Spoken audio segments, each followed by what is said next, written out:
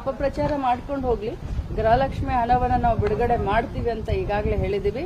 ತಾಲೂಕ್ ಪಂಚಾಯತ್ ಮುಖಾಂತರ ಮಾಡಬೇಕು ಅಂತ ಹೇಳಿರೋದ್ರಿಂದ ಸ್ವಲ್ಪ ಲೇಟ್ ಆಗಿದೆ. ನಾನು ತಮಗೆ ಸ್ಟೇಟ್ಮೆಂಟ್ಗಳನ್ನು ಕೂಡ ಕೊಟ್ಟಿದ್ದೀನಿ. ಯಾವುದೇ ಗೃಹಲಕ್ಷ್ಮಿಗಳು ವಿಚಾರ ಮಾಡುವಂತ ಪ್ರಮೇಯ ಇಲ್ಲ. ಯಾಕಂದ್ರೆ 2,000 ಬರುತ್ತೆ ಅಂತ ತಾವು ಏನೇನೋ ಇದನ್ನ ಮಾಡ್ಕೊಂಡು ಇಟ್ಟಿರ್ತೀರಾ.